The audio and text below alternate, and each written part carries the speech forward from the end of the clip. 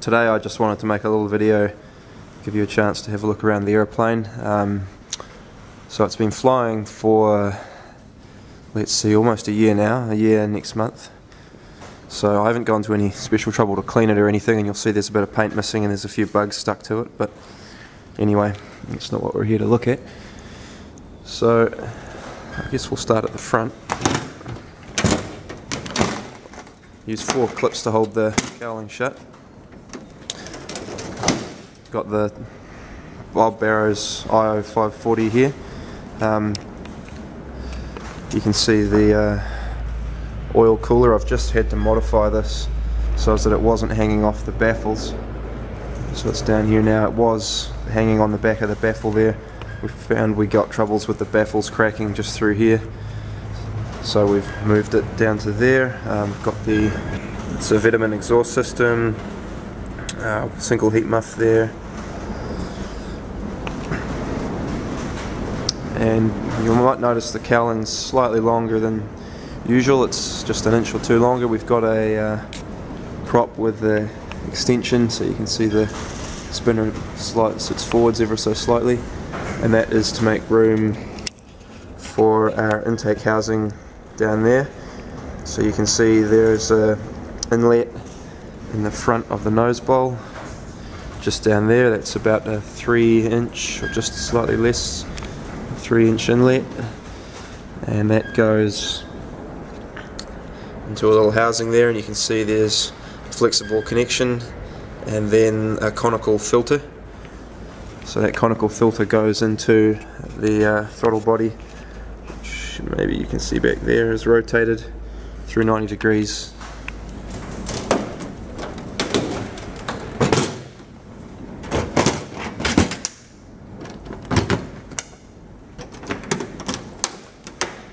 It's 82-inch propeller Macaulay.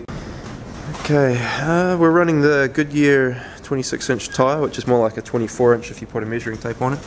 You can see I haven't modified the fairing, which is a question a lot of people have.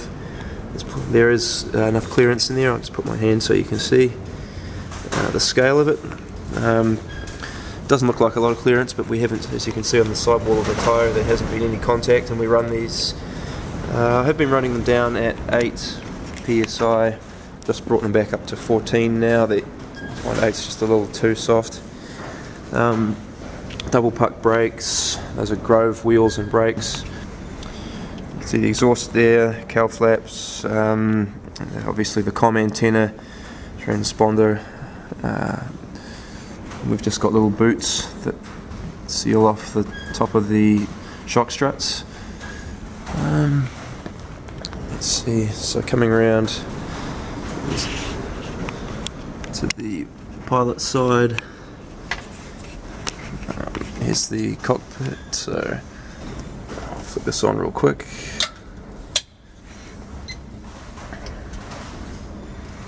Make everything fire up. So you've got the engine management system, the avionics there, comm radio over here, GPS. GPS antenna's just sitting up there on top of the dash. And what else? Oh, this one here, another question people always ask, that's the cowl flaps. I've got the switches all mounted up in the joystick there, and we just ran the cords out the back and down the back of the stick. Another little boot over the flap lever there, and everything's just closed up so the parts can't go missing if you drop anything. Batteries under the seat over there. And what else? Shut that down, set the power. The back seat out at the moment, so there's plenty of room back there. Baggage tube. I stitched the roof, or the headliner I suppose, up so that it's concave. More headroom for the rear seat passengers anyway. And we've got the skylight up here, which is really great. I wouldn't have done it another way. So you've got plenty of visibility. The pilot's head position up here. Plenty of visibility up over the wings. for turns or whatever else in the manoeuvring in the mountains. Sight gauges, obviously. What else? Oh, we got inspection port spec down here, so those are really useful. I would not recommend putting a Bearhawk together without some additional access in the tail area here, and I wouldn't have made those any smaller either, so that's, I put my hand there.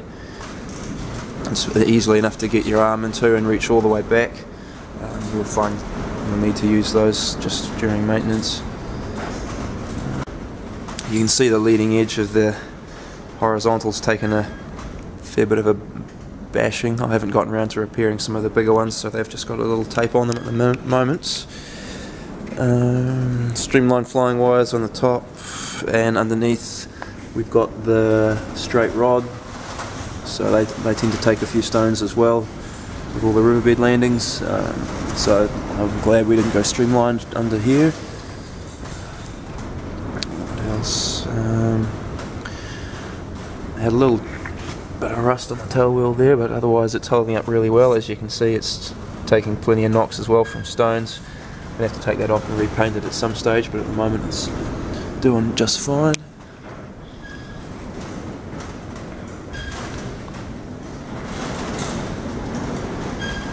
And I guess open up the rear door.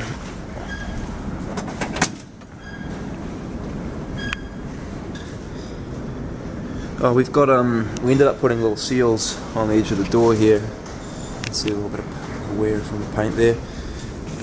Again on the top side. Sorry. So those seals, we just found in the winter time it wasn't staying warm enough in the cockpit, so we put those seals in. What else? So, access ports down here for the fuel lines. I found those were necessary just for inspection. We did have a slow leak on one of those just at the initial flight testing, so we did have to get in there. And it also a good way to access the headset jacks, which we've put just on a little piece of aluminium angle just there, which is riveted to one of the webs in there. So no welding at all with this build. This was all put together without any extra welding, which was one of my pet hates, was having to weld anything onto the superstructure. Just comes so nicely done from the Bearhawk kit set factory. We've got the Stolspeed vortex generator kit installed. That's proved to be really effective at that location there.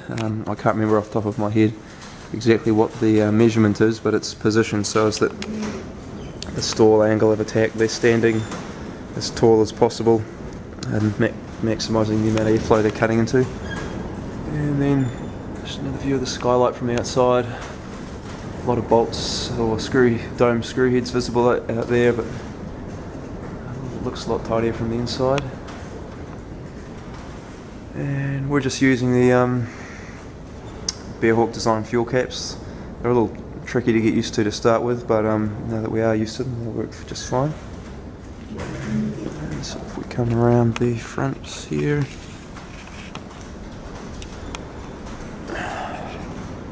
so on this side we've got the install with that's the cabin heat coming off the back there. It just routes its way down to the heat exchanger. We've got the engine breather, the oil breather, and that there is a little bit of extra for the sump heater, so you've got a plug just there.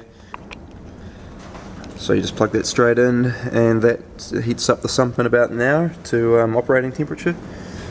And here we can see a slightly better view of that rotated throttle body and fuel servo unit. So that's that filter housing we had to make up ourselves. It's basically a copy of the design that James Aircraft uses for the RV series. And you can see there the bracket for the prop control. We're using the PCU 5000, I think it is, X experimental one.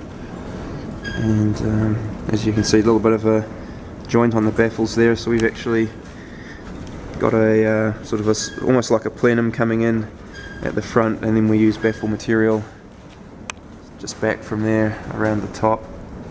And use a couple of cable ties to make sure everything stays in the right position and keeps it tight. We've had no trouble at all with heating. The engine temperature's all running exactly where you'd want it.